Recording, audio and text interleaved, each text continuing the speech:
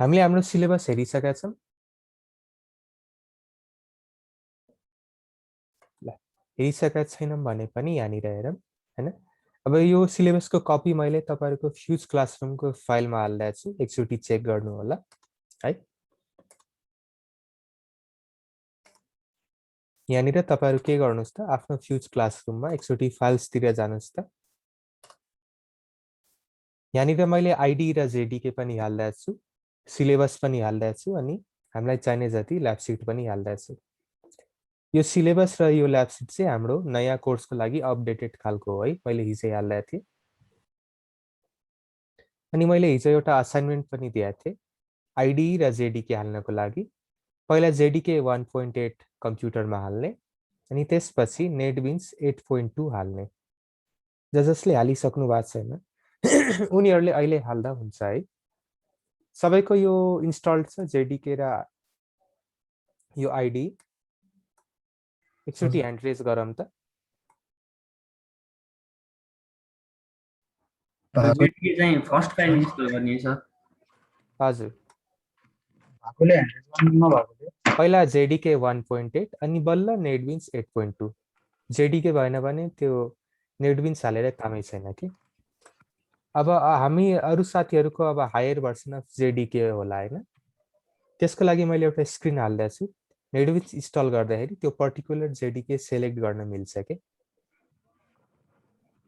त्यो हजुरले जेडीके को दुईटा फाइल हालिदिनु भएको नि। हजुर, एउटा 64 बिट कम्प्युटरको लागि 64 अथवा केही लेखा छैन होला, अनि अर्को 86 भनेको अब कसै कसैको यदि 32 बिट छ भने उनीहरूको लागि।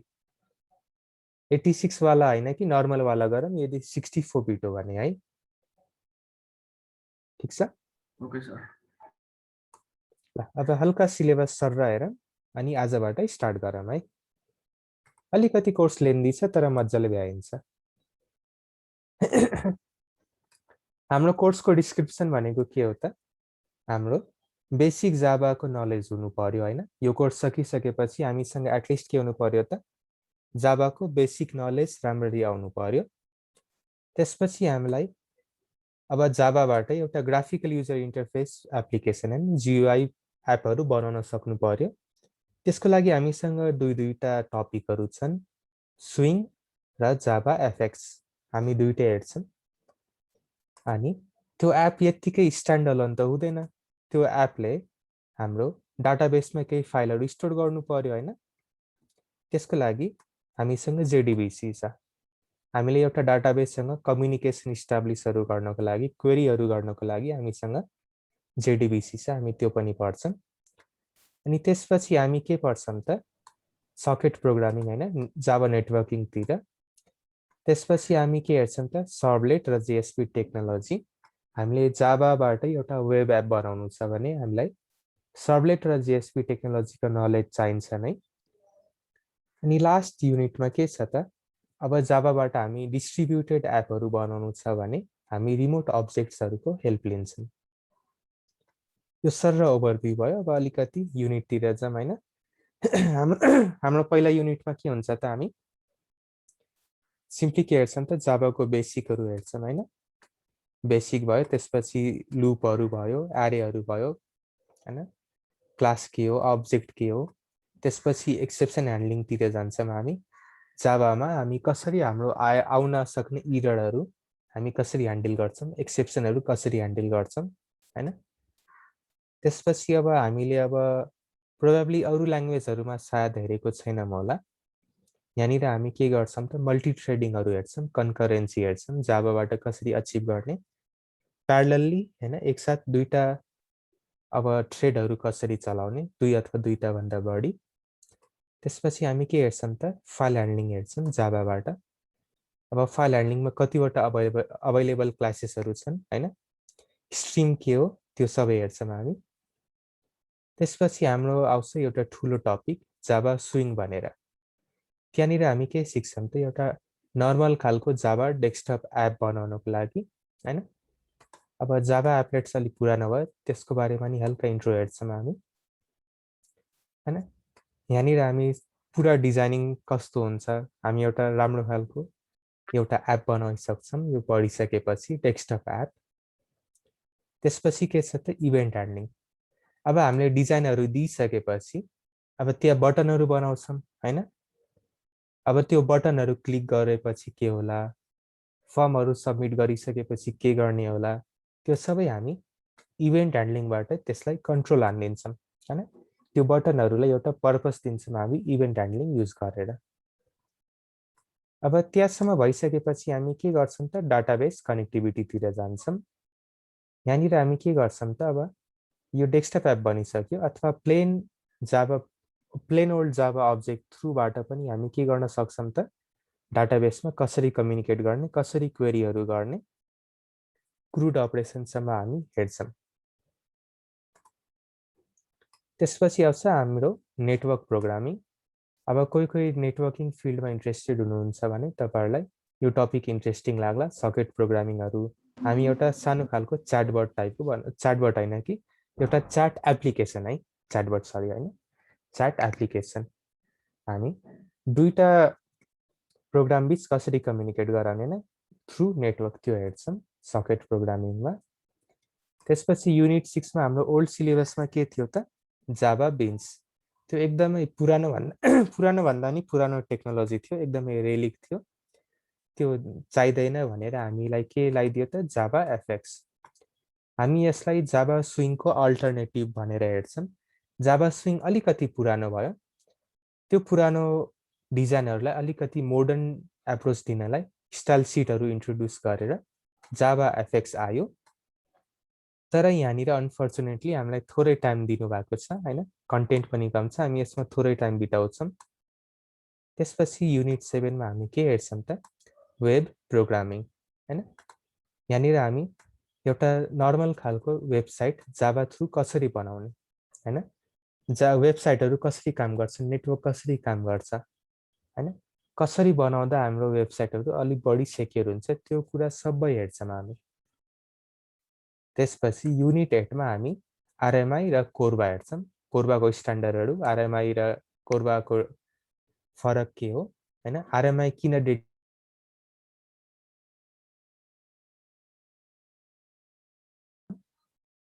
ल यो गरेर हाम्रो कोर्स सकिन्छ।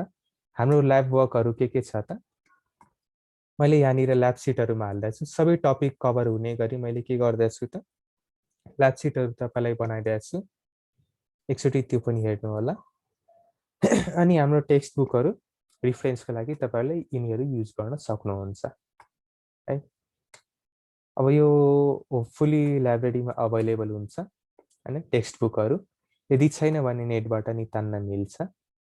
अनि अब तपाईँलाई रिफरेन्स लिनु छ भने लाइब्रेरी गएर नोट बनाउन सक्नुहुन्छ, जुन कि अहिले पोसिबलै छैन। त्यसले के गर्नुहोस् त नेटमा गएर यो किताब खोज्नुहोस् अनि त्यो डाउनलोड गरेर पढ्ने गर्नुहोस्। अनि एकचोटि एउटा सानो सर्वे है, तपाईँहरूमध्ये को नोटबाट होइन कि किताबबाटै पढ्नुहुन्छ? को मान्छेहरू हामी किताबबाट पढ्छौँ? एकचोटि ह्यान्ड रेज गरौँ त।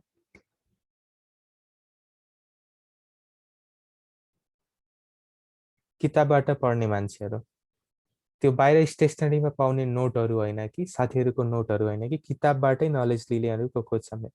यसो हेरिहालौँ त। अलि थोरै रहेछन्, ठिकै छ। एकचोटि सबैजनाले ह्यान्ड रेज गरौँ त, को प्रेजेन्ट हुनुहुन्छ अथवा स्क्रिनको अगाडि हुनुहुन्छ हैन। एकचोटि सर सबैले ह्यान्ड रेज गरौँ त।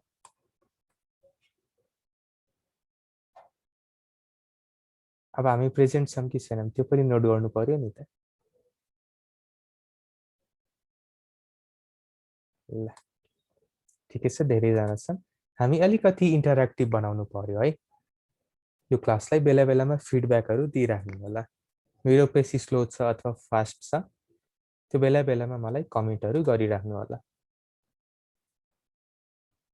एकचोटि यहाँ गएर तपाईँहरू ल्याब सिट पनि हेर्न सक्नुहुन्छ, जुन कि हामी लास्टतिर गर्छौँ होला। हाम्रो विकमा 2टा मात्रै क्लासेसहरू हामीलाई असाइन्ड छ भनेपछि हामी पहिला थ्योरी भ्याउँछौँ अनि लास्टमा ल्याब सिटहरू गर्छौँ। टोटल हाम्रो 18वटा ल्याब सिटहरू छ, तर त्यो टाइम हेरेर अब धेरै टाइम चाहियो कि थोरै टाइम चाहियो, कतिमा सकिनुपर्ने त्यही अनुसार हामी फ्युचरमा एडजस्ट पनि गर्छौँ। ल अब पढाइ सुरु गरौँ है। सुरुमा हल्का जाभाको इन्ट्रोडक्सन गरौँ आज। त्यसपछि हामी जाभामा क्लास पाथहरू के हो त्यो सबै हेर्छौँ। अनि हेलो वर्ल्ड प्रोग्राम हामी लेख्छौँ है। ल ओपी भनेको के हो भनौँ त? Object oriented programming.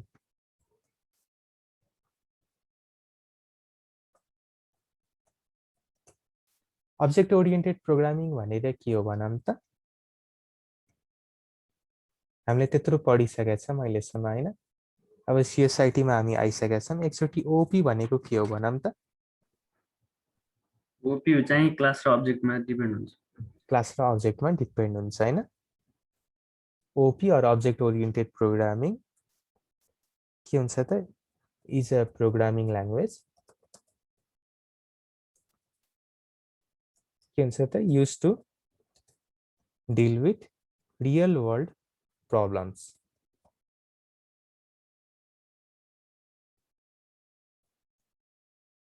सुरुमा के हुन्थ्यो त? Procedure oriented language. हाम्रो सी भनेको के थियो त? यदि पढ्नु भएको छ भने के थियो? Procedure oriented language. उनीहरूले के थियो त? मात्र फङ्सनहरूमा मात्रै इन्ट्रेस्ट लिन्थ्यो होइन। अब कसैको काम खाना छ भने होइन, कुनै प्रोग्रामले अब केही कुरा, अब सपोज यदि रियल वर्ल्ड प्रब्लम है, त्यसले कसरी अप्रोच गर्थ्यो त? खाना छ भने सिम्पली त्यसले एउटा फङ्सन लेख्थ्यो, खाना खाऊ भनेर है। त्यसले अरू केही पनि गर्दैन थियो होइन। त्यो अलिकति लिमिटेड थियो। तर त्यसले अब रियल वर्ल्ड प्रब्लमहरू जब उत्पन्न हुन थाले, त्यसले सल्भ गर्न सकेन। त्यसले के आइदियो त? अब्जेक्ट ओरिएन्टेड प्रोग्रामिङ, जसले के गर्छ त? खानामा मात्रै फोकस गर्दैन कि खाना कस्तो खालको, खानालाई मोडल गर्ने, खानाको भाँडा कस्तो, खानाको चम्चा कस्तो, खानाले कति न्युट्रिसन क्यारी गर्छ, त्यो सबै प्रपर्टी र फङ्सनहरू सबै मिलाएर के गर्छ त? अब्जेक्ट ओरिएन्टेड प्रोग्रामिङ ल्याङ्ग्वेज आयो हैन। यसले के गर्छ त? रियल वर्ल्ड प्रब्लम अथवा एन्टिटीजलाई सल्भ गर्नको लागि अथवा डिल गर्नको लागि ओपी युज हुन्छ हैन। दिस फोकसेस अन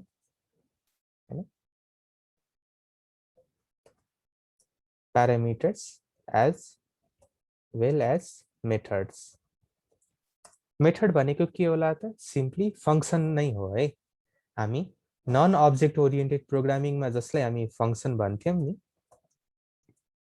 त्यसलाई अब सिम्पली के भन्ने त?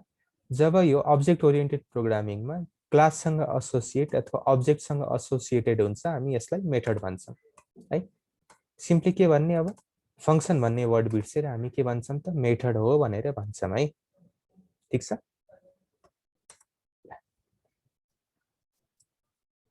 अब ओपी को अलिकति फिचरहरू हेरौँ है। अब 1-2 मार्क्सको लागि तपाईँलाई सोध्न सक्ला है। अब यो ओपी को फिचरहरू भनेको एउटा फिलर क्वेसन टाइपको मात्रै हो है। तपाईँको क्वेसन नम्बर 1 तिर आउने गरिन्छ यो। ओपी को फिचरहरू के हो त? यसले क्लासेसहरू युज गर्छ, अब्जेक्टहरू युज गर्छ।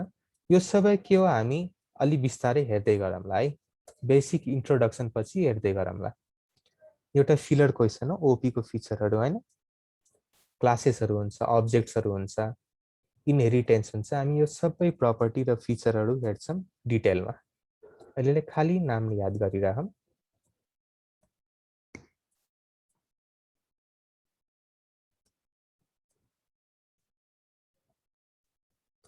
हैन, यहाँनिर के छ त? ओपी को फिचरहरू सुरुमा के हुन्छ त? क्लासेसहरू हुन्छ हैन। क्लासेस भनेको के हो? केही हैन कि सिम्पली ब्लुप्रिन्ट मात्रै हो अथवा एउटा नक्सा टाइपको। हामी कुनै पनि रियल वर्ल्ड एन्टिटीलाई मोडल गर्दाखेरि हामीलाई एउटा म्याप चाहिन्छ हैन। त्यसलाई हामी मोडल गरेर एउटा म्याप बनाउँछौँ, एउटा नक्सा बनाउँछौँ, एउटा चित्र बनाउँछौँ हैन। त्यो भनेको क्लासेस हो। यसलाई हामी लजिकल म्याप पनि भन्छौँ है। Sorry, logical map. अनि एउटा कुरा नोट गर्नु होला, सरी, यसले मेमोरी अकुपाई गर्दैन।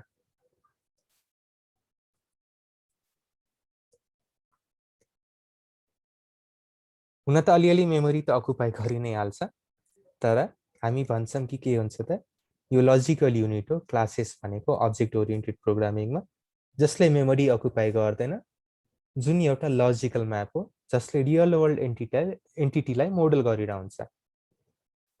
अब्जेक्ट भनेको के होला त? Physical manifestation of the classes है। हामी जुन नक्सा बनाउँछौँ त्यो नक्साबाट अब जुन प्रडक्टहरू बन्छन् उनीहरू भनेको अब्जेक्ट्सहरू हो। अब हामी एज अ जावा प्रोग्रामर अथवा कुनै पनि अब्जेक्ट ओरिएन्टेड प्रोग्रामर हाम्रो के हुन्छ त हाम्रो प्रडक्टहरू एउटा अब्जेक्टहरू बनेर आउँछन् है। It occupies memory. इनहेरिटेन्स भनेको के हो त? अब सिम्पली यो नामैले भन्छ छोराले बुवाको सम्पत्ति इनहेरिट गर्नु। यहाँ पनि सेम कुरा हो, एउटा क्लासबाट एउटा प्यारेन्ट क्लासबाट त्यसको चाइल्ड क्लासेसहरूमा प्रपर्टी ट्रान्सफरहरू भनेकै इनहेरिटेन्स हो। यो सबै टपिकहरू हामी एकछिन पछाडि अथवा फ्युचरमा हेर्छौँ नि है, अहिले सानो इन्ट्रो मात्रै हो।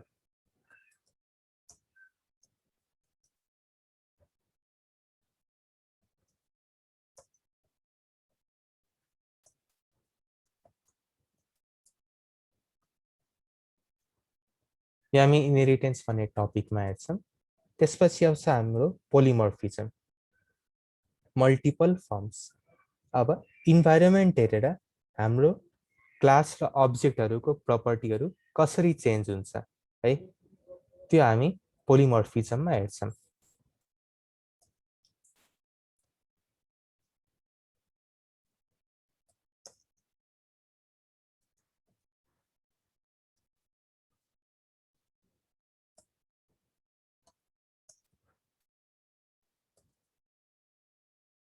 अहिले म यहाँनिर के छु त, म टिचर छु है, भनेपछि म यो इन्भाइरोमेन्टमा टिचर छु। म पढ्न मास्टर्सको क्लासमा के हुन्छ त एउटा स्टुडेन्ट हुन्छु है। त्यस्तै गरी म आफ्नो घरमा एउटा फ्यामिली मेम्बर छु। त्यस्तै गरी हाम्रो क्लासेस र अब्जेक्टहरू भिन्न भिन्न इन्भाइरोमेन्टमा भिन्न भिन्न खालको प्रपर्टी देखाउँछन्, त्यो हामी पोलिमर्फिजममा हेर्छौँ। अनि यो पोलिमर्फिजमको टाइपहरू पनि हेर्छौँ। इन्क्याप्सुलेसन है अथवा डेटा हाइडिङ, यसले के गर्छ त हाम्रो एपहरूलाई सेक्योर बनाउँछ। सेक्योर द एप भन्दाखेरि पनि अब्जेक्टको प्रपर्टीहरूलाई सेक्योर बनाउँछ।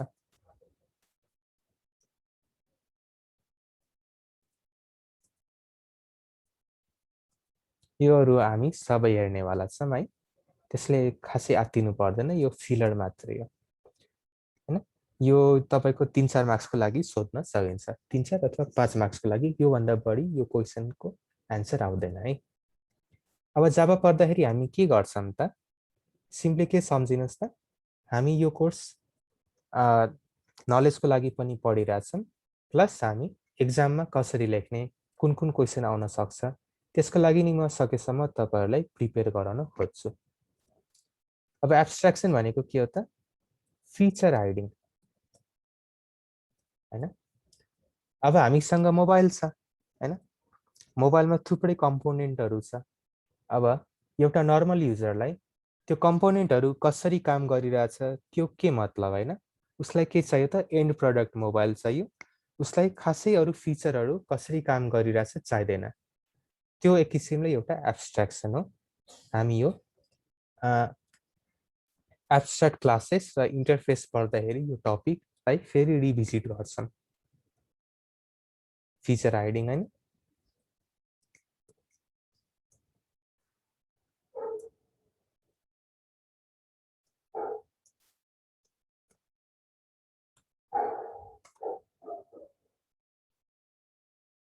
सर एब्स्ट्राक्सन फेरि भन्नु।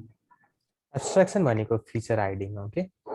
अब नचाहिने जति फिचरहरू हामी युजरलाई अथवा अरू प्रोग्रामरहरूलाई देखाउँदैनौँ। जस्तै कि हामी एउटा एटिएम एप बनाउन सोचिरहेछौँ है हैन। अब हामीलाई टेन्डर आइदियो, अब तपाईहरु एउटा एटिएम कसरी बनाउनुहुन्छ हामीलाई एकचोटि तपाई त्यसको बारेमा केही भन्नुस् भनेर हामीले एउटा टेन्डर भर्नु पर्यो रे। हामी त्यहाँनिर के लेख्छौँ त टेन्डरमा हाम्रो एटीएम एप भन्छ त्यसले के गरोस् त पैसा विथड्र गर्छ, पैसा ब्यालेन्स चेक गर्छ अनि पासवर्ड चेन्ज गर्नमा तपाईलाई हेल्प गर्छ है। त्यो भनेको के हो त ओभरअल हामीले सर्र भनेको मात्रै हो कि हामी टेन्डर भर्दाखेरि हाम्रो एटीएम एपले यसरी पैसा निकाल्छ, यो मोडुलसँग कम्युनिकेट गर्छ त्यो त देखाउँदैनौँ नि। सिम्पली के भन्छौँ त यसले पैसा निकाल्छ हैन, बेसिक फिचरहरू मात्रै भन्ने, तर बेसिक मेथडहरू भन्ने अथवा फिचरहरू भन्ने, तर त्यो फिचरहरू कसरी काम गर्छ त्यो डिटेलहरू नदेखाउने, त्यो नै एब्स्ट्र्याक्सन हो। त्यो अलिकति एब्स्ट्र्याक्ट क्लास र इन्टरफेसमा गएपछि अझै क्लियर होला। तर यो सानो डेमो ठिक छ तपाईलाई? ठिक छ कि अझै अर्को कुनै एक्जाम्पलबाट बुझाउनु पर्यो?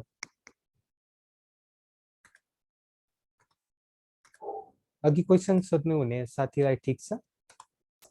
ठिक छ सर। अगाडि बढौँ त। हुन्छ सर। अहिलेलाई खासै आत्तिनु पर्दैन, खालि फिचर हाइडिङ हो। हामी के गर्छौँ त मेथडहरूको नाम दिन्छौँ मात्रै, फङ्सनहरूको नाम सप्लाई गर्छौँ, तर त्यो फङ्सनहरू कसरी काम गरिरहेछ त्यो चाहिँ भन्दैनौँ। अहिलेलाई यति सम्झिदिनुहोस्। अथवा यहाँनिर अझै मेथड अथवा फङ्सनको वर्कफ्लो हाइड गर्ने।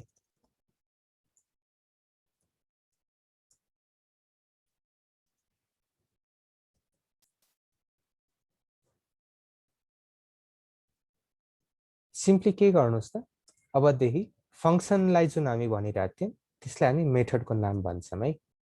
Hide the working mechanism of method अथवा function and only supply its name है। अब अरू प्रोग्रामर साथी छ हैन, उसलाई अब तपाईको अब सपोज कुनै एउटा मेथड राम्रो लाग्यो अरे, तपाईको कुनै एउटा मेथड उसको प्रोग्रामिङमा ठ्याक्कै फिट भइदिन्छ अरे, तपाईँ के गर्नुहुन्छ त उसलाई आफ्नो मेथडहरू सप्लाई गर्नुहुन्छ हैन, मेथडको नामहरू दिनुहुन्छ अनि तपाईको साथीले मात्र के गर्छ त त्यो मेथडको युटिलाइजेसन गर्छ। त्यो मेथड कसरी काम गरिरहेछ उसको टेन्सनै हुँदैन। त्यो चाहिँ हो एब्स्ट्र्याक्सन। अझै क्लियर होला फ्युचर टपिक इनहेरिटेन्स हैन कि एब्स्ट्र्याक्ट क्लास र इन्टरफेसतिर अझै क्लियर हुन्छ तपाईलाई। यो थियो अब्जेक्ट ओरिएन्टेडको हल्का इन्ट्रोडक्सन अनि यो फिलर क्वेसन थियो। त्यसपछि अब मेन टपिक हाम्रो के छ त जावा। जावा भनेको के हो, किन आयो है, एकचोटि जावा किन आयो त्योतिर हामी हेर्छौँ। जावा आखिर किन आउनु पर्यो हैन, जावा अथवा जावा जस्तो अरू ल्याङ्ग्वेजहरू किन संसारमा आइदिए एकचोटि त्यसको हिस्ट्री हेरौँ। ल सुरुमा के थियो त हामीसँग थुप्रै कम्पनीहरू थिए है। एउटा XYZ भन्ने कम्पनी छ मेरो सपोज है, XYZ भन्ने कम्पनी छ। अब त्यहाँनिर एउटा कस्टमर आइदियो रे, कस्टमरले के भन्दियो हामीलाई एउटा एप चाहियो, हामीलाई एउटा एप चाहियो जुन कि कस्तो खालको होस् त, जुन कि हाम्रो भिन्न भिन्न अपरेटिङ सिस्टमहरूमा चलोस्, विन्डोजमा पनि चलोस्, म्याकमा पनि चलोस् अनि लिनक्समा पनि चलोस् है।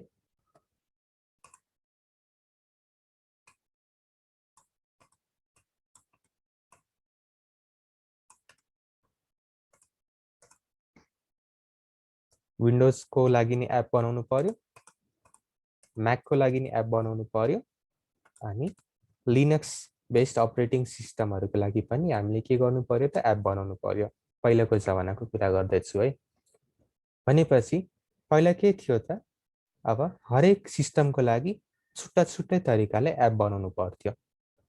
अब सपोज हामीलाई के चाहिरहेछ त विन्डोजको लागि हामीलाई अब सपोज कति महिना लाग्छ अरे, अब सपोज विन्डोजको लागि हामीलाई 3 महिना लाग्यो अरे एउटा एप डेभलप गर्नलाई। हामीले सुरुमा विन्डोज वाला एप बनाइदियौँ, त्यसपछि हामीले के गर्छौँ म्याकतिर फोकसलाई सिफ्ट हान्छौँ। अब म्याकको एप बनाउनको लागि अब सपोज 5 महिना लाग्यो अरे है।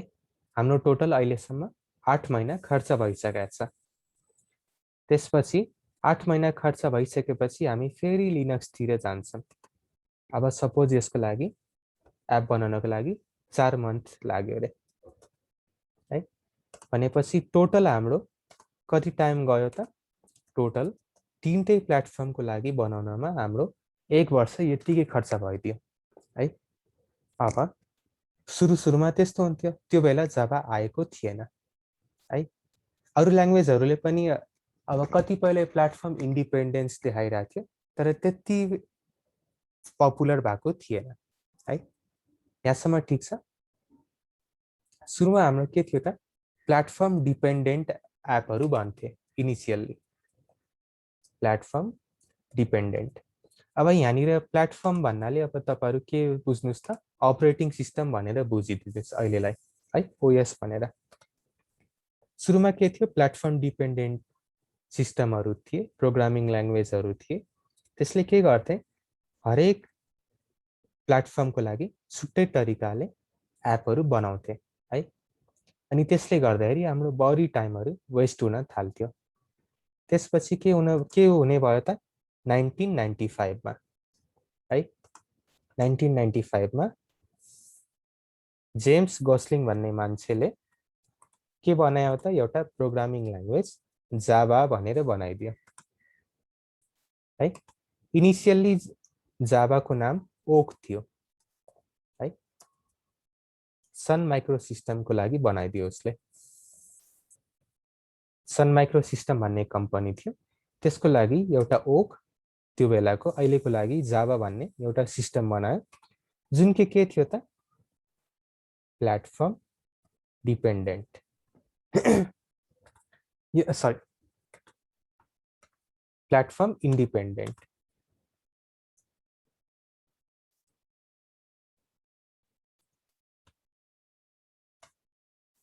नाइन्टिन 95 मा जाभा ओरिजिनेट भयो। जेम्स गोस्लिङ त्यसको डेभलपर हो। ओक भनिन्थ्यो सुरुमा। त्यो के को लागि थियो त? सन माइक्रो सिस्टमको लागि उसले डेभलप गरेको थियो, एउटा प्लेटफर्म इन्डिपेन्डेन्ट प्रोग्रामिङ ल्याङ्ग्वेज। अब यसले के गर्दियो त? यसको साइज कसरी बढाउने?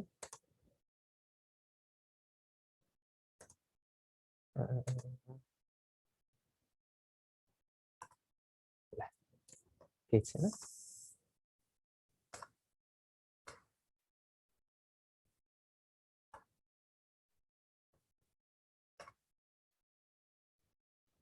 है, यो चाहिँ हामी जाभाको हिस्ट्री हेरिरहेको छौँ, किन जाभा आयो भनेर।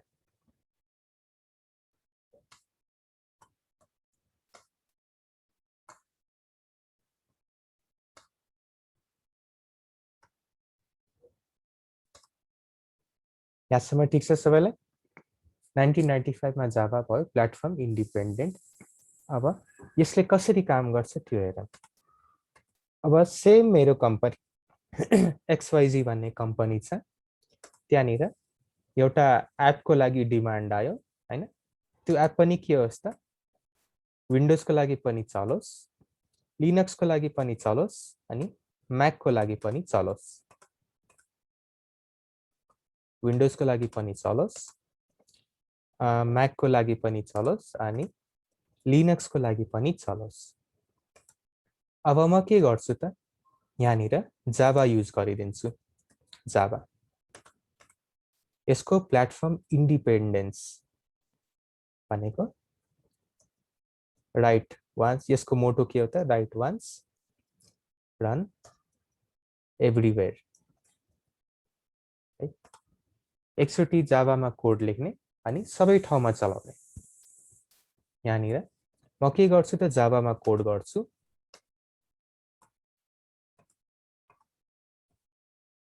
जाभामा कोड गर्छु, अनि जाभामा कोड गर्ने बित्तिकै के हुन्छ त?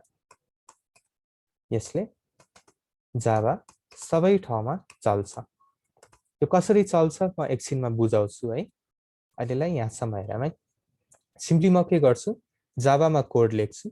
अब सपोज जाभामा मलाई कोड लेख्नको लागि अब सपोज 5 महिना लाग्यो अरे हैन सपोज 5 महिना लाग्यो मलाई जावामा कोड गर्नको लागि अब त्यो 5 महिना मेरो लागि वर्थ इट भयो हैन मैले 5 महिना इन्भेस्ट गरेँ अनि त्यो 5 महिनामा के भयो त तीनटै खालको एप मेरो तीनटै खालको प्लेटफर्म अथवा तीनटै खालको अपरेटिङ सिस्टममा मेरो जावाको एप चल्ने भयो हैन यो प्लेटफर्म इन्डिपेन्डेन्सले गर्दाखेरि जावा एकदमै पपुलर भएको जावाको अरू फिचरहरू पनि धेरै राम्रोहरू छन् तर मेन जावा यति धेरै वर्ष टिकेको र यति धेरै चलेको कारण के हो त प्लेटफर्म इन्डिपेन्डेन्स हो हामी जावाको अरू फिचरहरू पनि एकछिनमा हेर्छौँ हैन तर मेन फिचर के सम्झिनुस् त प्लेटफर्म इन्डिपेन्डेन्सले गर्दाखेरि नै जावा अहिलेसम्म टिकिरहेको छ अब अहिले जावालाई करेन्टली ओरेकलले कन्ट्रोल गरिरहेछ अहिले जावाको राइट्स ओरेकलसँग छ सुरुमा के हुन्थ्यो त जावा ओपन सोर्स थियो हैन सबै युजरहरूले के गर्न सक्थे त जावा कसरी चलिरहेछ त्यो सबै कुराहरू हेर्न सक्थे मज्जाले हैन फ्रीमा युज गर्न सक्थे अनि एपहरू डेभलप गर्न सक्थे हैन त्यसपछि आयो गुगलले के गर्थ्यो त एन्ड्रोइड प्लेटफर्म निकाल्दियो अनि हामीलाई त थाहा छँदैछ हाम्रो सबै एन्ड्रोइड एपहरू केमा चलिरहेछन् त जावामा पहिला धेरै एप सबै त नभनौँ मेजोरिटी अफ द एप जावामा चलिरहेको थियो अनि ओरेकलले सोच्यो हामीले जावा बनायौँ जावा कन्ट्रोल गरिरहेछौँ तर सबै पैसा गुगलले खान थाल्यो एन्ड्रोइडको मार्केटबाट अब गुगल मात्रै पैसा किन कमाउँछ हामी पनि पैसा कमाउँछौँ भनेर ओरेकलको विचार आइदियो त्यसपछि कति 2019 को बिगिनिङतिर के गर्थ्यो त ओरेकलले अब जावालाई पेड बनाइदियो भनेको टिचिङको लागि फ्री छ हैन तर एप डेप्लोयमेन्टको लागि पेमेन्टहरू लिन थाल्यो पर आवर बेसिस अब सर्भरमा कति चलाउने हैन उनीहरूले एउटा अब के भनौं प्राइसिङ सिस्टमहरू निकाल्दियो है त्यसपछि के हुन थाल्यो यो ओरेकल हाम्रो नर्मल खालको जुन जावा थियो त्यो पेड हुन थाल्यो अनि सर्भरमा डेप्लोय गर्दाखेरि हामीलाई पैसा लाग्न थाल्यो है अब सानोतिनो कम्पनीहरूले त कहाँ एफोर्ड गर्न सक्थ्यो त्यत्रो डलर्सहरू हैन पर आवरमा चार्ज गरिरा हुन्छ त्यसले के गर्यो त जावाको जुन फाउन्डर छ जेम्स गस्लिङ उसले के गर्दियो त ओपन जेडीके अमेजनको पनि आफ्नो जेडीके छ हैन त्यो पनि एकछिनमा हेरौँ हामी जेम्स गस्लिङले ओपन जेडीके निकाल्दियो हैन with the intention of keeping Java open source and free हैन यो ओपन जेडीके सबैलाई फ्री नै छ है अहिले त्यसले म के भनिरहेको थिएँ तपाईहरुलाई यो सिलेबस पढ्नको लागि जावा 8 किन हाल्यो भनिरहेको थिएँ जेडीके 1.8 किन हाल्यो भनिरहेको थिएँ त मेन त हाम्रो सिलेबस त्यहीसम्म कभर हुन्थ्यो अनि प्लस त्यो पछि केही झन्झट नहोस् भनेर मैले जावाको जावा 8 अथवा जेडीके 1.8 नै तपाईले हाल भनिरहेको थिएँ अहिलेसम्म हालिसक्नु भएको छ सबैले एकचोटी ह्यान्ड रेज गरौँ त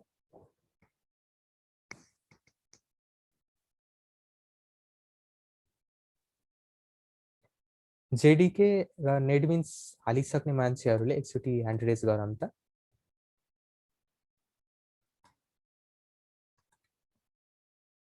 19 पार्टिसिपेन्टहरुको छ एकचोटी सबैले ह्यान्ड्स डाउन गरौँ त फेरि अघिको साथीहरूले ह्यान्ड्स अप गरेर त छोडेर जानु भएन सबैले ह्यान्ड्स डाउन गर्नुस् ह्यान्ड्स डाउन गरिहाल्नुस् अनिलजी र अनिशजी एकचोटी ह्यान्ड्स डाउन गर्नुस् अनिलजी अलिकति प्रोबब्ली बिजी हुनु होला ठिकै छ ल प्रतीकजी र अनिलजी एकचोटी ह्यान्ड्स डाउन गर्नुस् त उहाँ प्रेजेन्ट हो अनित जी चाहिँ अलिकति बिजी हुनुहुन्छ ल ठिकै छ हैन ल अब के गर्यो त हामीसँग ओपन जेडीके पनि छ प्लस अमेजन को अब हामीलाई थाहा छ एडब्ल्यूएस कति ठुलो मार्केट ओगटेको छ हैन अमेजन वेब सर्भिसेसहरुलाई अमेजन वेब सर्भिसेसहरुको के हुन थाल्यो त सबै सिस्टमहरु जावा बेस्ड छन् हैन। अब जावा त्यति पर्फर्मेन्स इन्हान्स गरिरहेछ, त्यति इफिसिएन्ट छ, त्यसले के गरिरहेछ, अब एमाजोनको AWS को सबै सिस्टमहरू जावामा चलिरहेछन्। अब उनीहरूले अब नर्मल जेडीके चलाएर फिस तिर्न थाले भने त एमाजोनको धेरै ठुलो लस हुन्छ। त्यत्रो थुप्रो मेसिनहरू छन् AWS को लागि। त्यसले एमाजोनले के गरे त, एमाजोन कोरेटो भनेर आफ्नो एउटा छुट्टै भिन्नै इन्डिपेन्डेन्ट जेडीकेहरू निकाल्न थाले है, आफ्नो मसिनहरू सपोर्ट गर्नको लागि है। त्यसले हामीसँग अहिले मेजरली हेर्दाखेरि ओरेकलको जेडीके छ, ओरिजिनल जेडीके, ओपन जेडीके छ, जुन हामी अब हामी त नभनौँ, धेरै जस्तो हाम्रो इन्टरनेटमा भएको मान्छेहरूले हैन सबैको लागि अवेलेबल होस् भनेर डेभलप गर्दैछन् हैन, फिचरहरू एड गर्दै जान्छन्, बगहरू हटाउँदै जान्छन्। अनि त्यस्तै गरी एमाजोनको पनि आफ्नो एमाजोन कोरेटो छ, जुन पनि एक किसिमले फ्री नै हो, हामी यसलाई पनि मजाले चलाउन सक्छौँ। यसलाई मैले कपी गरेर पेस्ट हालिदिन्छु। अहिले लेटेस्ट जावाको भर्सन कुन हो तपाईहरुलाई थाहा छ? 16 तिर होला है। जावा 16.1 हो कि कुन चाहिँ हो? एउटा लेटेस्ट जावाको भर्सन हो। हजुर 16 नै हो शैलेशजी। लेटेस्ट भर्सन भनेको 16 हो। अब ओरेकलले के गर्न थाल्यो त, जावा 11 बाट के गर्न थाल्यो, हरेक 6 महिनामा एउटा नयाँ जावाको भर्सन रिलिज गर्न थाल्यो। अब उसले पैसा यतिकै त चार्ज गरिरहेको छैन नि त, पैसा लिइसकेपछि उसले केही कुरा त दिन्छ नै, भनेको उसले आफ्नो सर्भिसेसहरू दिइरहेछ हैन। टाइम टाइममा सर्भिसहरू प्रोभाइड गर्ने, रेस्पोन्स चाँडै दिने हैन, क्लाइन्टहरूलाई हेल्प गर्ने, त्यो सबै काम ओरेकलले गरिरहेछ। त्यसले मान्छे यतिकै बौला त हैन नि पैसा तिर्नको लागि, धेरै जस्तोले पैसा तिरेर पनि चलाइरहेछन्, किनकि जावाले हरेक 6 महिनामा नयाँ नयाँ फिचरहरू एड गर्दै जान्छ हैन, अनि सर्भिसहरू पनि राम्ररी दिइरा हुन्छ है। त्यसले अब के हुन्छ त, अब हाम्रो इन्टरप्राइज लेभलकै हो भने हामी यो वाला ओरेकलको जेडीके चलायो भने झन् राम्रो हुन्थ्यो। अल्टरनेटिभ भनेको ओपन जेडीके र अमेजन कोरेटो। तर हाम्रो यो सिलेबसको लागि, पढ्नको लागि हाम्रो जावा 8 सम्म मात्रै हामीलाई चाहिन्छ। त्यसले हामी ओरेकलकै जावा 8 लाई अथवा जेडीके 1.8 लाई चलाउने वाला छ। यहाँसम्म ठिक छ। अब हेरौँ कि हाम्रो जावाले प्लेटफर्म इन्डिपेन्डेन्स कसरी अचिभ गरिरहेछ त्यो कुरा हेरौँ। हाम्रो प्लेटफर्म इन्डिपेन्डेन्स कसले प्रोभाइड गरिरहेछ त, जेभीएमले। जावा भर्चुअल मसिन, अलिकति हल्का जेभीएम तिर जाऊँ। हामीसँग के हुन्छ, एउटा जेभीएम हुन्छ जसले जेआरई अथवा जेडीके, त्यो पनि हामी एकछिनमा हेर्छौँ, त्यो इन्स्टल गर्नु भएको छ। जेभीएम अटोमेटिकली आइदिएकै हुन्छ हैन। जावा भर्चुअल मसिनले प्लेटफर्म इन्डिपेन्डेन्स अचिभ गरेको छ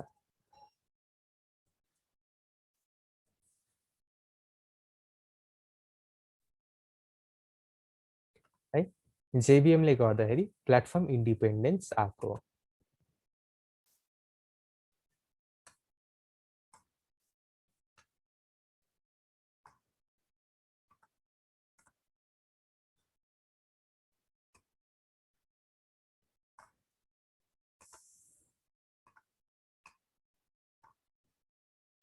हल्का हेरौँ कसरी प्लेटफर्म इन्डिपेन्डेन्स आइरहेछ भनेर।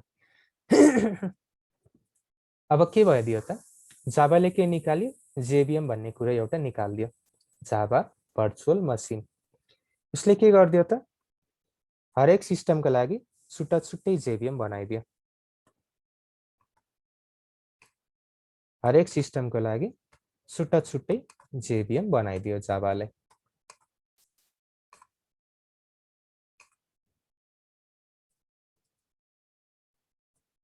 जेभीएम फर विन्डोज, यो चाहिँ विन्डोज मसिन। त्यस्तै गरी जेभीएम फर म्याक, अनि सपोज यो अरेन्ज वाला चाहिँ हाम्रो म्याक मसिन हो। जेभीएम फर लिनक्स, अनि यो चाहिँ हाम्रो लिनक्स बेस्ड कुनै एउटा मसिन हो हैन। यो अपरेटिङ सिस्टमहरु चलाउने मसिन जावाले के गर्थ्यो त हरेकको लागि छुट्टा छुट्टै जेभीएमहरु बनाउन थाल्यो। अब यो हाम्रो कम्प्युटरहरुको लागि हैन पनि अब रोबोटिक्समा थुप्रै ठाउँमा पनि अब जावा युज हुँदैछ हैन। त्यो हामी अलिकति जावाको फिचरतिर गएर हेर्छौं। अहिलेलाई खाली हामी के हेरिराछौं त जावाको प्लेटफर्म इन्डिपेन्डेन्स कसरी अचिभ भइराछ त्यो कुरा हेरिराछौं हामी।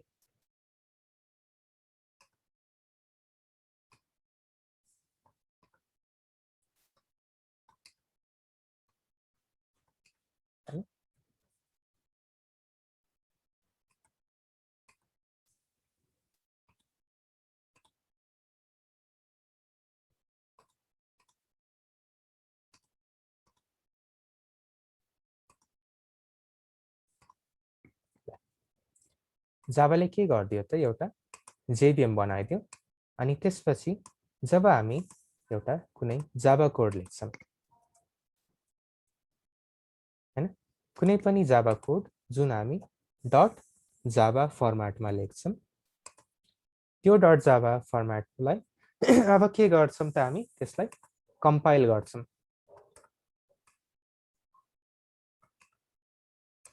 जावा कोडलाई हामी के गर्छौं त कम्पाइल गर्छौं।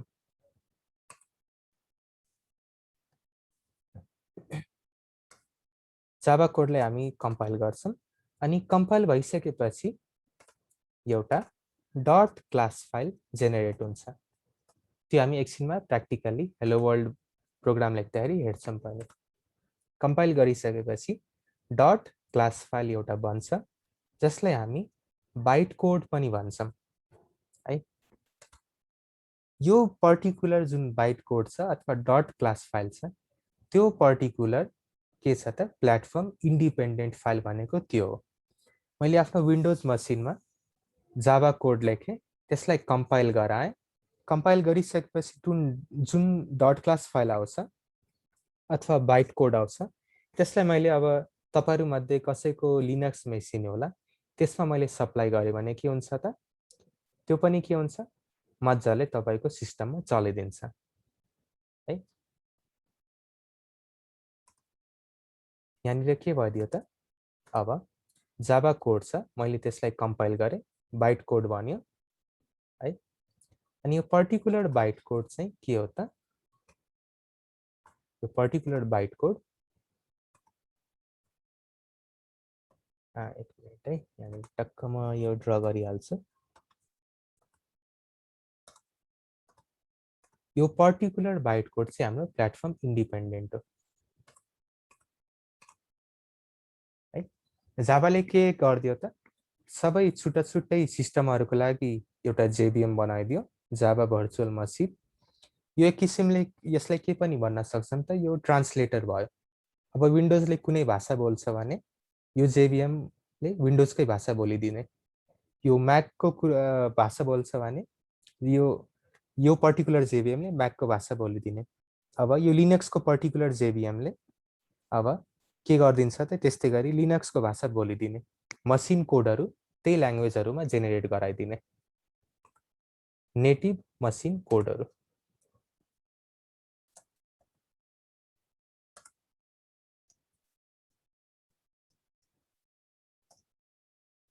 जेभीएम ले के गर्दियो त नेटिभ मसिन कोडहरुमा यसलाई ट्रान्सलेट गर्न थाल्यो। हामी जावा कोड सबैको लागि कमन हो। हामी एज अ प्रोग्रामर जावामा कोड गर्छौं। कोड गरिसकेपछि त्यसलाई कम्पाइल गरेर क्लास फाइल जुन बनाउँछौं नि त्यो पर्टिकुलर क्लास फाइल चाहिँ अब के हुन्छ त यो पर्टिकुलर क्लास फाइललाई हैन यो येलो कलरमा छ सबै खालको के हुन्छ त जेभीएम ले मज्जाले रिड गर्न सक्छ। अनि सबै खालको जेभीएम ले रिड गरिसकेपछि आफ्नो आफ्नो पर्टिकुलर मसिनको हैन नेटिभ मसिन ल्याङ्ग्वेज अथवा नेटिभ मसिन कोडमा यसरी ट्रान्सलेट गरिदिन्छ। विन्डोज छ भने विन्डोजको लागि ट्रान्सलेट गरिदियो, म्याक छ भने म्याकको लागि ट्रान्सलेट गरिदियो अनि लिनक्स छ भने लिनक्सको लागि यसरी ट्रान्सलेट गरिदियो।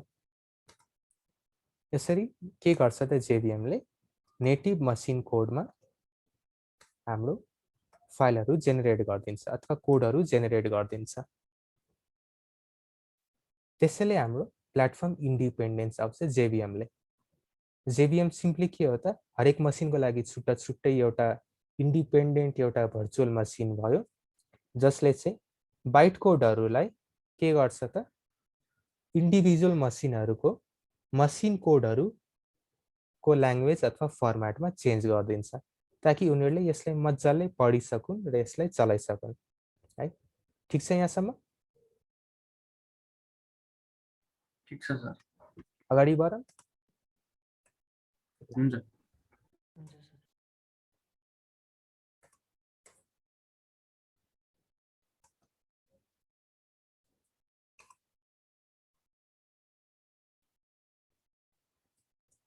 जाभाको मेन फिचर भनेको के त, प्लेटफर्म इन्डिपेन्डेन्स हो। त्यसलाई हामी JVM थ्रु अचिभ गर्छौँ हैन। अब एउटा बक्स बनाइदिउँ, अलिकति बक्स एप्रोच हेरौँ हामी। JVM यानी कि के हो त, जाभा भर्चुअल मसिन। कुनै पनि अब मसिनको लागि हामीले अब मसिन कोडहरू जेनेरेट गराउनु छ भने अथवा त्यो मसिनमा जाभाको कुनै पनि प्रोग्राम चलाउनु छ भने हामीलाई के चाहिन्छ, जाभा भर्चुअल मसिन चाहिन्छ। हामीले अब नेटमा खोज्दाखेरि कतै पनि जाभा भर्चुअल मसिन इन्स्टल गर्नको लागि पाउँदैनन्। त्यसको लागि हामीलाई के चाहिन्छ त, एउटा छुट्टै कुरा JRE चाहिन्छ, जाभा रनटाइम इन्भाइरोमेन्ट है। हामीलाई के चाहिन्छ त, JVM स्ट्यान्डअलोन आउँदैन, JVM चलाउनको लागि हामीलाई जाभा रनटाइम इन्भाइरोमेन्ट चाहिन्छ नै। JVM को काम के हो त, JVM हाम्रो एक किसिमले ट्रान्सलेटर भयो है, अनि JRE भनेको हाम्रो रिसोर्स म्यानेजर भयो।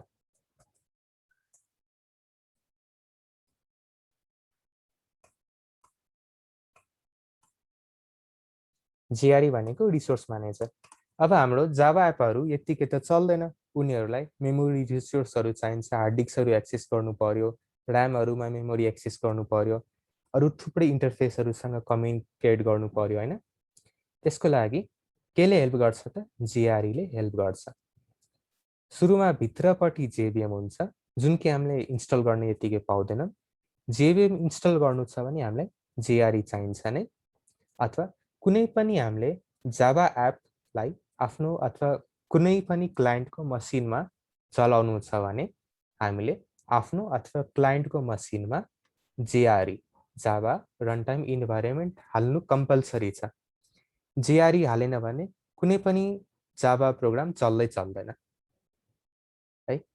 अनि हामीले JRE हाल्ने बित्तिकै हामीसँग के पनि आइदिन्छ त, JVM सित्तैमा आइदिन्छ, बाई 1 गेट 1 फ्री हैन। JRE हाल्यो, JVM सित्तैमा आयो। तर JVM स्ट्यान्डअलोन कहिले पनि आउँदैन, ट्रान्सलेटर चाहियो JVM हैन, अनि JRE चाहियो रिसोर्स म्यानेजर। यो रिसोर्स म्यानेजर र ट्रान्सलेटर सँगै कम्बिनेसन मिल्यो भने हाम्रो जाभा एप मजाले चलिदिन्छ है। यो हामी के को लागि हाल्छौँ त, फर द क्लाइन्ट। यो हामी जहिले पनि क्लाइन्टको लागि हाल्छौँ, JRE क्लाइन्टको लागि हाल्छौँ। तर योभन्दा अझै अगाडि योभन्दा अझै एक स्टेप माथि के छ त, JDK, जुन हामी जस्तो डेभलपर मान्छेहरूले आफ्नो कम्प्युटरमा हाल्छौँ।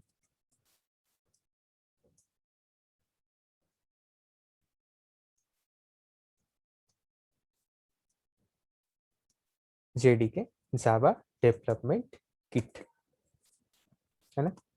यो कसको लागि हो त JDK, फर द डेभलपर्स। अब हामीलाई थाहा छ JRE ले प्रोग्राम मजाले रन गरिदिन्छ, जाभाको प्रोग्राम मजाले रन गरिदिन्छ। तर जाभाको प्रोग्राम रन हुनलाई हामीसँग एटलिस्ट एउटा प्रोग्राम त हुनु पर्यो नि हैन। त्यो प्रोग्रामहरू बनाउनको लागि हामीसँग के चाहिन्छ त, एउटा JDK जाभा डेभलपमेन्ट किट भन्ने एउटा कुरा चाहिन्छ है। यो कसको लागि हो त डेभलपरहरूको लागि हो। यसले थुप्रै कामहरू दिन्छ हैन। त्यसमध्ये मेन हाम्रो कुन हो त यसले हामीलाई एउटा कम्पाइलर दिन्छ। जेडीके मा के आउँछ त कम्पाइलर आउँछ and order various developmental tools हैन। जेडीके हाल्ने बित्तिकै हामीसँग के आइदिन्छ त कम्पाइलर र अदर डेभलपमेन्टल टुल्स अनि त्यसभित्र हामीलाई जेआरई पनि सित्तैमा आइदिन्छ अनि जेआरई हुने बित्तिकै हामीसँग जेभीएम पनि आइदिन्छ। यसरी हामीले एज अ डेभलपर हामी जेडीके आफ्नो कम्प्युटरमा हाल्छौँ हैन। हामीलाई किनकि डेभलपमेन्ट गर्नु छ हैन कम्पाइलर गर्नु छ त्यसको लागि हामीलाई जेडीके चाहिन्छ। त्यस्तै गरी हाम्रो क्लाइन्टमा अब के होस् त जावा कोड चलोस् त्यसको लागि हामीलाई के चाहिन्छ त जेआरई चाहिन्छ अनि जेआरई हुने बित्तिकै जेभीएम आइदिन्छ। यहाँसम्म ठिक छ? कसैलाई के सोध्नु छ अथवा मैले केही कुरा रिपिट गर्नु छ भने एकचोटि भनिदिनु है। त्यो अत्तिनु पर्दैन, म अलि फ्रेन्डली नै हो। मार्क्स दिने बेला मात्रै जसले टाइममा असाइनमेन्ट बुझाएको छ नि उनीहरूको मात्रै मार्क्स काट्छु। अरू त त्यो बिचमा सोध्यो इन्टरप्ट गर्यो मलाई खासै फरक पर्दैन। त्यसले एकचोटि तपाईहरु आफ्नो पैसा तिरेको जुन फिस छ नि कलेजको त्यो अलिकति त्यो पैसाको भ्यालु उठाउनको लागि बेला बेलामा मलाई सोध्ने गर्नुस् है। किनकि सोध्नु भएन भने तपाईहरुकै फिसको वेस्टेज हो है। अब यो पेज अलि ढिला भयो अलि चाँडै भयो हैन। त्यस्तो फिडब्याकहरु पनि टाइम टाइममा दिइराख्नुस् हैन। अलि फास्ट गयो कि एकदमै ढिला गयो भने मलाई बिचैमा रोकिहाल्नुस् है। यहाँसम्म ठिक छ सबैलाई? ठिक छ सर। ल अगाडि बढौँ त। हुन्छ। यहाँसम्म बुझ्नु त भइरहेछ नि त सिम्पलै टपिकहरु हो। बुझ्नु भयो यहाँसम्म? हामीलाई जेडीके किन चाहिन्छ हैन? हामीले जेआरई नहालिकन जेडीके नै हाम्रो मसिनमा किन हाल्यौं? यहाँसम्म ठिक छ? यसलाई हामी बक्स एप्रोच पनि भन्छौं के। सबसे बाहिरको बक्स लियो भने भित्रको सबै सामानहरु मज्जाले आइदिन्छ हैन। जेडीके लियो भने जेआरई र जेभीएम मज्जाले सित्तैमा आइदिन्छ। त्यस्तै गरी जेआरई लियो भने जेभीएम आइदिन्छ। तर हामी कहिले पनि जेभीएम एक्लै चलाउन सक्दैनौं है। एक्लै पाउँदैनौं पनि किनकि प्रोग्राम चल्नको लागि रिसोर्सहरुको युजेबिलिटी हुन्छ नि त त्यसले रिसोर्सहरु चलाउनको लागि हामीले एटलिस्ट जेआरई हुनु पर्यो हैन। जावा प्रोग्राम चलाउनको लागि हामीसँग एटलिस्ट जेआरई चाहिँ हुनु नै पर्यो अनि डेभलपमेन्ट गर्नको लागि हामीसँग जेडीके हुनु पर्यो हैन। एकचोटि तपाईहरु हेर्नु होला प्रोग्राम फाइल्समा गएर जहाँनिर जावा इन्स्टल गर्नु भएको छ त्यहाँनिर जेडीके को फोल्डर सँगै जेआरई को फोल्डर पनि आइदिएको हुन्छ। एकचोटि त्यो नोट गर्नु होला। तपाईले सिम्पली जेडीके हाल्नुभयो जेडीके हाल्ने बित्तिकै जेआरई आफै आइदिन्छ नै। ल अलिकति जावाको फिचरहरु हालौं। यो पनि फिलर क्वेशनको लागि सोध्न सकिन्छ 3 4 अथवा 5 मार्क्सको लागि हैन। एकचोटि नोट गर्नु होला ओओपी को फिचर र जावाको फिचर अलिकति भिन्न भिन्न छ है। त्यो चाहिँ नोट गर्नु होला। अब जावाको फिचर के हो त अब्जेक्ट ओरिएन्टेड हो। जावा हाम्रो अब्जेक्ट ओरिएन्टेड प्रोग्राम हो। अब यहाँनिर के छ त अब यसलाई हामी फुल्ली अब्जेक्ट ओरिएन्टेड भन्दैनौं पार्शियली अब्जेक्ट ओरिएन्टेड भन्छौं किनकि यहाँनिर कहिलेकाहीँ हामीसँग के छ त प्रिमिटिभ डेटा टाइप्सहरु पनि छ। जस्तै हामी अरु ल्याङ्ग्वेजहरुमा सी पढ्दाखेरि नै भनौं न सी पढ्दाखेरि हामीसँग इन्टहरु हुन्थ्यो नि इन्ट फ्लोट क्यार डबल त्यो हामीसँग अहिले पनि छ। अनि त्यसपछि अर्को सबसे मेन फिचर के हो त प्लेटफर्म इन्डिपेन्डेन्स। यसले गर्दाखेरि हामीलाई के भयो त हाम्रो जावा अब के हुने भयो त सबै प्लेटफर्ममा मज्जाले चल्ने भयो। र जावा फेमस भएको कारण नै यही हो प्लेटफर्म इन्डिपेन्डेन्सले गर्दाखेरि। अनि यो के हो त सिम्पल ल्याङ्ग्वेज यसले पुरै नियमहरु पुरै रुल्सहरु मज्जाले डिफाइन गरेको हुन्छ। अनि अब कतिपय मान्छेहरु एग्री गर्दैनन् तर यो के हो त रिलेटिभली इजी टु लर्न है। हामीले अब इजी मानेर चल्यौं भने यो एकदमै सजिलो नै छ। अनि यो के हो त सेक्योर्ड हो। अब कुनै पनि प्रोग्रामिङ ल्याङ्ग्वेजले हामी किन सेक्योर भन्छौँ भनौँ त ल कसले भनौँ त अलि पार्टिसिपेन्टहरूलाई अलिकति मेहनत गराउनु पर्यो जावा किन सेक्योर होला अथवा कुनै पनि प्रोग्रामिङ ल्याङ्ग्वेज हामी त्यसलाई किन सेक्योर भन्छौँ होला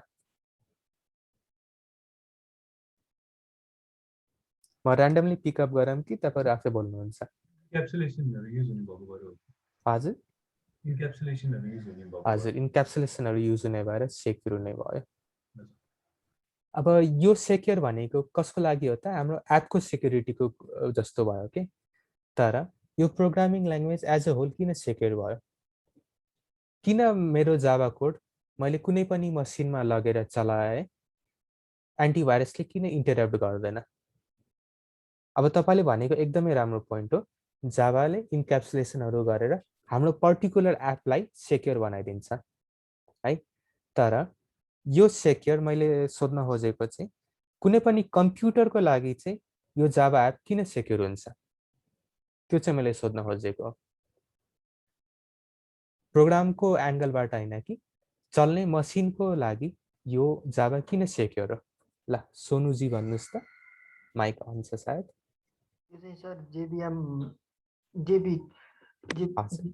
जेबिएम भित्र रन हुने भएकोले गर्दा सायद हजुर जेबिएम भित्र रन भएको हुनाले के हुन्छ त यसले सेक्योर हुन्छ हैन अब सेक्युरिटी सेक्योर भन्नाले दुई खालको हुन्छ एउटा हाम्रो प्रोग्रामको एंगलको सेक्युरिटी अर्को भनेको हाम्रो अब रन हुने मसिनको लागि सेक्योर सर यसमा म एउटा क्वेशन सोध्छु हजुर हजुर so for example Windows OS ले चाहिँ सर्टेन हजुर। एपीआईज एक्सपोज गरेको छ अरे हजुर हजुर अनि त्यो युज गरेर चाहिँ मैले के भल्नरेबिलिटी टार्गेट गरेँ भने त सो रन गर्ने मसिनको लागि तपाईले जुन सेक्युरिटी भन्नुभयो नि हजुर यो कुरा प्रोग्रामरमा डिपेन्ड गर्छ कि गर्दैन यो एक किसिमले प्रोग्रामर हैन तपाईको विन्डोजको लागि चाहिँ प्रोग्रामरको दायित्व हैन तपाईको आफ्नो प्रोग्रामको लागि चाहिँ हो अनि मैले एउटा फर एक्जाम्पल एउटा भाइरस बनाएँ अरे हैन हजुर, हजुर।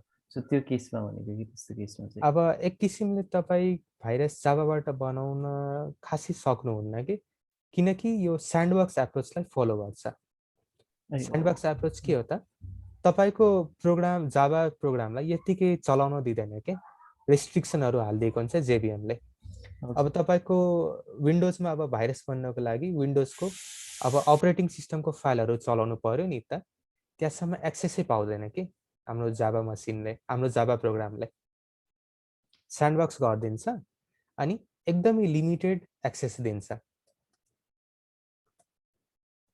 gives limited access to the program so internal एपीआईजहरु चाहिँ एक्सपोज नगर्ने भयो हजुर इन्टरनल एक्सेस एपीआई अब हाम्रो अपरेटिङ सिस्टमहरु चल्नु पर्ने त्यस्तो कुराहरुमा इन्टरफेयरै गराउँदैन अब हाम्रो सिस्टमबाट टाइमहरु लिन्छ तर के दिन सक्दैन के यस्तो फिचरै लिमिट गर्दै हुन्छ स्यान्डबक्स गर्दै हुन्छ त्यसैले एक किसिमले भर्चुअली इम्पोसिबलै होला नर्मल खालको त्यो अपरेटिङ सिस्टम ह्याम्पर गर्ने भाइरस बनाउनलाई चाहिँ है यहाँनिर म एम्फेसिस गर्छु अपरेटिङ सिस्टम ह्याम्पर हुने भाइरस चाहिँ जावाबाट कहिले बन्दैन किनकि यसले त्यो फिचरहरु नै लिमिट गर्दै हुन्छ के अब मलाई अपरेटिङ सिस्टम ह्याम्पर गर्नको लागि अपरेटिङ सिस्टमको फाइलहरु त मैले चलाउनु पर्यो नि त्यो फाइलसम्म एक्सेसै पाउँदैन जेबिएम ले गर्दाखेरि के हुन्छ त एउटा वरिपरि एउटा बक्स बनाइदिन्छ हाम्रो जावा प्रोग्राम यस भित्र मात्रै चला है त्यो भन्दा वरि तपाईहरुले चलाउन पाउनुहुन्न त्यो सेन्समा चाहिँ एक किसिमले यो अपरेटिङ सिस्टमको लागि सेक्युर भयो अनि जुन हाम्रो प्रोग्रामको लागि सेक्युरिटी छ त्यो हामी इन्क्याप्सुलेसनबाट गर्छौं अरु थुप्रै एप्रोचहरु पनि छन् हैन अब यो प्रोग्रामको सेक्युरिटी चाहिँ कम्प्लिटली प्रोग्रामर डिपेन्डेन्ट हो उसले कस्तो प्रोग्रामिङ प्र्याक्टिसेसहरु फलो गरिरहेछ त्यसमै सेक्युरिटी भर पर्छ है सेक्युरिटी हाम्रो दुई भागमा भयो एउटा प्रोग्रामको लागि अनि अर्को चाहिँ रनिङ मसिनको लागि यो रनिङ मसिनको लागि ठीक छ पोइन्ट अलि क्लियर भयो ठीक छ सर ठीक छ है ल यसले एक्सेसै दिँदैन के नि त्यो हाम्रो टेन्सनै हुँदैन त्यसले कुनै पनि कम्प्युटरमा गर्नुस् कुनै पनि एन्टिभाइरसले हाम्रो जुन जार फाइल हुन्छ नि अथवा हाम्रो बाइट कोडहरु हुन्छ त्यसलाई खराब नजरले हेर्दैन उसलाई थाहा छ कि जेबिएम ले त्यसमा JVM को आफ्नै नै एक्सेस छैन एउटा स्यान्डबक्स बनाइदिएछ एउटा भर्चुअल फायरवाल टाइपको भनौँ न हाम्रो जावा प्रोग्राममा त्यस्तो खालको बनाइदिएछ अर्को फिचर के छ त पोर्टेबल छ हैन मैले बाइट कोड बनाएँ जार फाइल बनाएँ मज्जाले आफ्नो साथीहरूलाई डिस्ट्रिब्युट गराएँ अनि मज्जाले चल्दिन्छ पनि पोर्टेबल एन्ड डिस्ट्रिब्युटेबल त्यस्तै गरी हामीसँग अरु के छ होला अब कुनै पनि हाम्रो प्रोग्रामिङ ल्याङ्ग्वेज के हुन्छ त कम्पाइल्ड हुन्छ हैन ल कम्पाइलिङमा हाम्रो के हुन्छ भनौं त कसैले कम्पाइलिङमा के हुन्छ भनौं त लाइन बाइ लाइन गर्छ कि पुरै प्रोग्राम एकचोटी कम्पाइल हाल्दिन्छ कम्पाइल त सबै एकैचोटि कम्पाइलरले के गर्छ त अथवा कम्पाइलिङ प्रोसेसमा के हुन्छ त एकैचोटि पुरै प्रोग्रामलाई कम्पाइल गरेर एउटा बाइट कोड बनाइदिन्छ अनि जुन यो पर्टिकुलर इन्डिभिजुअल मसिनको आफ्नो JVM छ नि त्यो मसिनहरुले के गर्छ त जुन जेनेरेट भएको बाइट कोड छ त्यसलाई लाइन बाइ लाइन इन्टरप्रेट गराएर नेटिभ मसिन कोडहरु जेनेरेट गराउँछ लाइन बाइ लाइन इन्टरप्रेट गराएर त्यो मसिनको लागि उसको नेटिभ मसिन कोडहरु जेनेरेट गराइदिन्छ त्यसैले कम्पाइल्ड के हो त कम्पाइल्ड हाम्रो JVM को अप्पर लेयर भयो जसले के गर्छ त हाम्रो बाइट कोड अथवा डट क्लास फाइल जेनेरेट गराउँछ अनि इन्टरप्रेट कसले गर्छ त हाम्रो JVM ले गर्छ JVM ले internally line by line interpret गर्छ है त्यस्तै गरी अब हाम्रो के भन्नु हैन यो एकदमै एक अहिलेको भर्खरको ल्याङ्ग्वेज हैन एकदमै टेस्टेड हो रोबस्ट हो हैन धेरै फिचरहरु विथिन द इयर्स हाम्रो के छ अहिलेसम्म के भइराछ त डेभलपै भइराछ अझै पनि युजर फिडब्याकहरु अनि यसको आफ्नै कामहरुले गर्दाखेरि यो एकदमै रोबस्ट छ अनि जुन हामी आरएमआई र कोर्बामा पढ्छौं यसलाई हामी डिस्ट्रिब्युटेड प्रोग्रामिङको लागि पनि युज गर्न सक्छौं है अब थुप्रै मसिनहरु छन् एकअर्कासँग कम्युनिकेट गर्नुपर्ने हुन्छ त्यो पनि हामी इजिली आरएमआई थ्रु अचिभ गर्न सक्छौं डिस्ट्रिब्युटेड कम्प्युटिङमा पनि हामी जावा थ्रु जान सक्छौं अर्को ल मल्टी थ्रेडै हाल्दिनु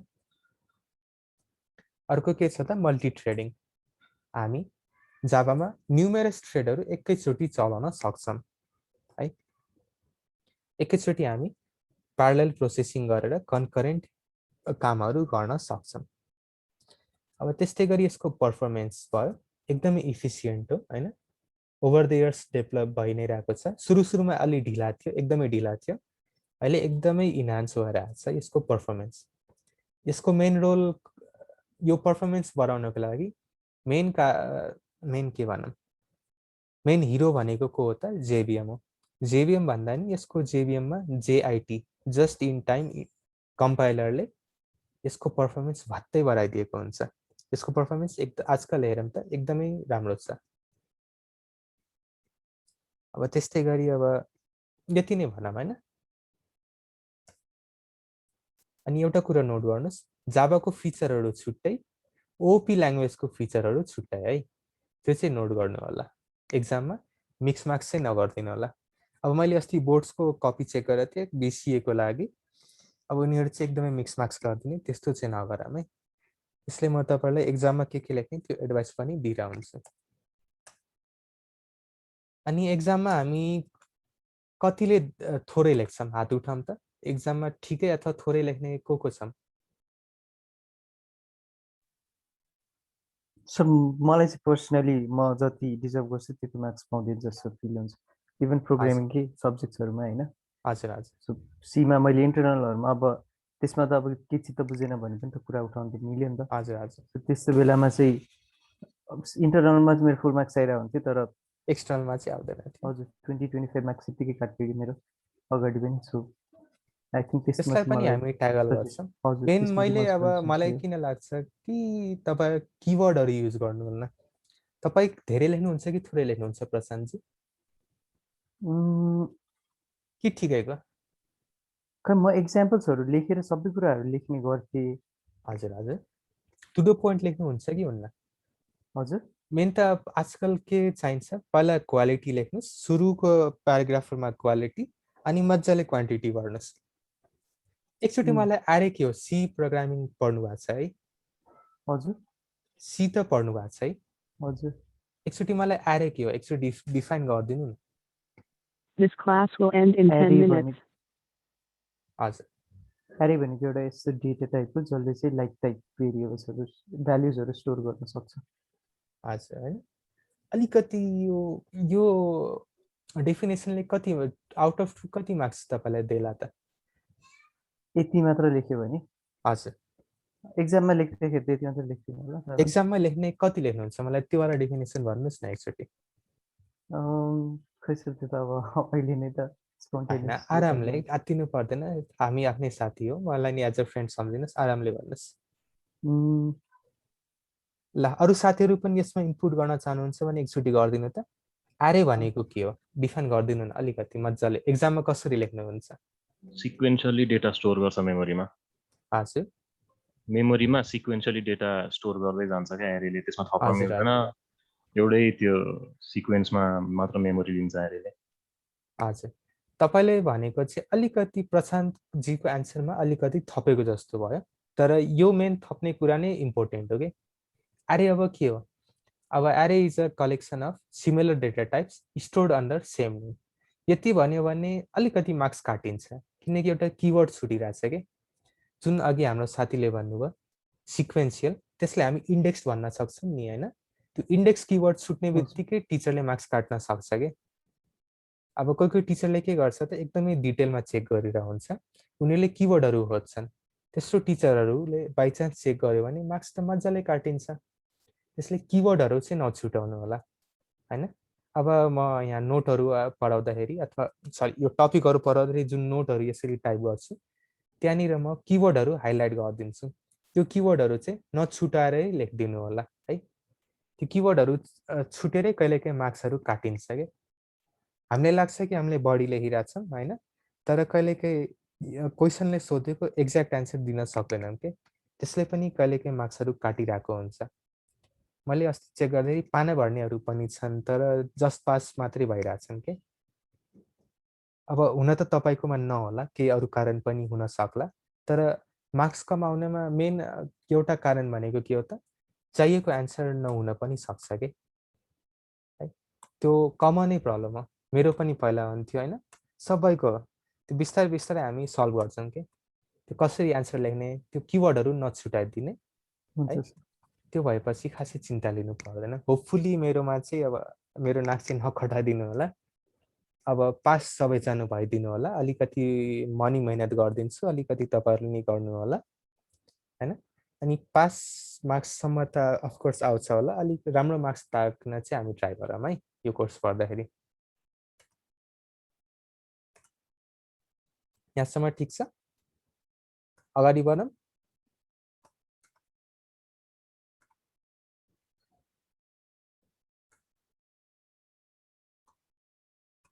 ल अब एक्जाममा दुईटा कुरा सम्झिनु सिक्वेन्सली है सुरुमा क्वालिटी होइन सुरुको प्याराग्राफमा क्वालिटी चाहिएको टु द पोइन्ट लेखिदिने मजाले है कुनै पनि किवर्ड नछुटाएर फुल डेफिनेसन लेखिदिने अनि त्यसपछि हाम्रो अर्को साथी छ क्वान्टिटी एकअर्काको हेल्प गर्छ एउटा सोलो एक्जिस्ट गर्न सक्दैन है क्वालिटी लेख्यो तर थोरै लेख्यो अरू साथीहरूले धेरै लेखिरहेछ अलि तपाईँलाई मार्क्स दिन अलिक कम मार्क्स दिन मन लाग्छ नि त होइन त्यस्तै गरी कुनै मान्छेले पाना भरेको छ तर क्वालिटीको एन्सर दिएको छैन त्यसलाई पनि मार्क्स दिन मन लाग्दैन नि त त्यसले के गर्ने पहिला सुरुमा क्वालिटी है सुरुको प्याराग्राफमा क्वालिटी अरू केही फिलर सिलर होइन टु द पोइन्ट लेख्ने अब जरुरी पर्यो भने त्यो किवर्डहरूलाई अन्डरलाइन पनि गरिदिने है चाहे किन त्यसले गर्दा के हुन्छ त एक्जामिनरको आँखा त्यहाँनिर जान्छ इन्फर्मेसनलाई एकदमै राम्ररी भिजुअली प्रेजेन्ट गरिदिने होइन सुरुमा सकेसम्म अन्डरलाइनहरू गर्ने प्याराग्राफ छोटो लेख्ने अथवा बुलेट पोइन्टहरू बनाएर लेख्ने पढ्नलाई सजिलो हुन्छ कि अनि त्यसपछि हामी क्वान्टिटीले त्यसलाई दर्शाउने एक्जामिनरलाई, त्यसपछि बल्ल क्वान्टिटी दिने है। अब 2-3 पाना मजाले गर्ने। अब तपाईहरुको एक्जाम अब एक सेमेस्टरमा पर्टिकुलर सब्जेक्टको एकचोटिमा आउँछ नि। अब त्यो बेला पनि हामीले पाना भरेनौं भने हाम्रो एडमिट कार्डको फिस त यतिकै लस भयो नि। एडमिट कार्डको फिस तपाईको पेपरहरुको लागि त चार्ज गर्छ नि, अनि अरु एक्स्ट्रा कुराहरुको लागि। त्यसले पाना भर्न नआत्तिनु होला। हरेक नयाँ क्वेशनहरु नयाँ पेजबाटै स्टार्ट गर्ने, मजाले ग्यापहरु राख्ने, लेफ्ट राइट माथि पनि मजाले ग्यापहरु राख्ने है। अलि भिजुअली अपिलिङ हुनु पर्यो। ह्यान्डराइटिङ खराब छ भने नि केही छैन, मेरो आफ्नो ह्यान्डराइटिङ एकदमै नराम्रो छ, तर त्यस खासै ह्याम्पर गर्दैन। सुरुमा टु द पोइन्ट लेख्ने, पहिलो कपल अफ प्याराग्राफ्सहरु जति अथवा एउटा प्याराग्राफ, त्यसपछि मजाले क्वान्टिटी भर्ने हैन। अब 3 घण्टाको जाँचमा हात दुखाएन भने के रमाइलो नै हुँदैन नि। हात मजाले दुखाउने, क्वान्टिटी मजाले भर्ने है। त्यो दुईटा कुरा सम्झिनुस्। पहिला क्वालिटी अनि क्वान्टिटी। हाम्रो अहिले कति टाइम बच्यो? 4 मिनेट मात्रै छ त। भनेपछि आज हामी हेलो वर्ल्ड प्रोग्राम आज लेख्न भ्याउँदैनौँ होला है। कमिङ क्लासमा हामी के गर्छौं त, एउटा हेलो वर्ल्ड प्रोग्राम हामी सुरुमा नोटप्याडबाट बनाउँछौं हैन। पाथ के हो, क्लास पाथ के हो हैन। नोटप्याडबाट नै अब कसैले क्वेशन अब इन्टरभ्यु जावाको दिन जानुभयो, अब तपाईले कुनै पनि आइडी छैन, एडिटर अथवा नोटप्याड मात्रै छ। त्यसमा अब तपाईले कसरी एउटा जावा प्रोग्राम रन गर्नुहुन्छ, त्यसको लागि हामीसँग क्यापेबिलिटी छैन नि, त्यो एकचोटी हामी गर्छौं। त्यसपछि त्यही कुरालाई हामी आइडी को हेल्पले कसरी त्यो कामलाई चाँडै गर्छौं त्यो पनि एकचोटी हेर्छौं। अनि त्यसपछि हामी जावाको बेस्ट प्र्याक्टिसेस हैन, त्यसपछि अनि बल्ल हामी जावाको अगाडि टपिक्सहरुतिर जान्छौं। सर तपाईले त्यो जेडीकेहरुको त्यो भर्जनहरु जुन रेकमेन्ड गर्नुभएको थियो नि, हजुर हजुर त्यसलाई त्यो लेटेस्ट हाल्दाखेरि त्यसको ब्याकवर्ड कम्प्याटिबिलिटी छैन? हैन, ब्याकवर्ड कम्प्याटिबिलिटी This छ, class will end in 3 मजाले minutes. छ, हजुर तर एउटा टपिक बाहेक एप्लेट छ नि, हजुर त्यो एप्लेट चल्दैन मोडर्न जेडीकेहरुमा। हजुर अनि प्लस अब तपाईले कोड गर्दाखेरि यहाँनिर अब सपोज यो कुनै पुरानो खालको छ भने यसरी काटेर आइदिन्छ के, डेप्रिकेटेड भनेर देखाइदिन्छ, यो पुरानो भयो नयाँ युज गर भनेर। तर हाम्रो सिलेबसमा त्यो त कभर भएको छैन। त्यसलाई हजुर त्यस्तो नदेखियोस् भनेर चल्न मजाले चल्छ, एप्लेट बाहेक सबै चल्छ, तर अलिकति त्यो डेप्रिकेटेडहरु नहोस् भनेर त्यो देखाउनको लागि मैले यो देखाएको। तर तपाईहरु फ्री हुनुहुन्छ जुनसुकै भर्सन चलाउनुस्। अनि त्यो एप्लेटहरु त्यो चलाउनको लागि के ह्याक टाइपको केही गर्न सक्यो लाइक अहिलेको लेटेस्टमै? लेटेस्टमा सकिन्न, त्यो एकदमै पुरानो टेक्नोलोजी हटाइ नै दिएको छ कि त्यसको सपोर्ट। ए ए ए हुन्छ अब सर। जावाको जेएसपी सबलेटहरु आइदिए, अब हजुर। एप्लेटको कामै भएन के, अनि किन हामी बनाइराख्ने भनेर उनीहरूले सपोर्टै हटाइदिए। अनि त्यो टपिकहरु पढाउनको लागि म अहिले पनि थोत्रो जेडीके चलाइला हुन्छ। हुन्छ सर। ठीक छ ल। हुन्छ। अरु हामी मध्ये कोही साथीहरुलाई अब कोही साथीहरुको जेडीके र नेटबिन्स इन्स्टल भएको छैन भने कमिङ क्लास अब हाम्रो कुन दिन होला त्यसको लागि अब हामी इन्स्टल गरेर आइदियौं हैन। अनि हामी कमिङ क्लासहरुमा के गर्छौं त, अब कोडहरु गर्न थाल्छौं। अब कोही मोबाइलबाट यदि कनेक्टेड हुनुहुन्छ हैन, अब मोबाइलको नेटवर्कबाट क्लास लिनु भइराछ भने पनि सरी त्यो भए पनि तपाईहरु छेउमा ल्यापटप राख्नुस्, कोडहरु मजाले गर्नुस्। जावा खासै गाह्रो छैन, बुझ्दै गएर लजिकली एप्रोच गर्यो भने एकदमै सजिलो टपिक हो है। त्यसले खासै आत्तिनु पर्दैन, जावा आरामले हामी यसमा पास त हुन्छ नै, अनि होपफुली राम्रो मार्क्स नै सेक्युर गर्ने मेरो आशा छ है। तर मेरो साइडबाट मात्रै हैन कि तपाईहरुको साइडबाट नि अलिअलि एफर्ट त चाहिन्छ। ल आज यति नै गरौँ त। हाम्रो रेकर्डिङहरु अब कोही एब्सेन्ट साथीहरुलाई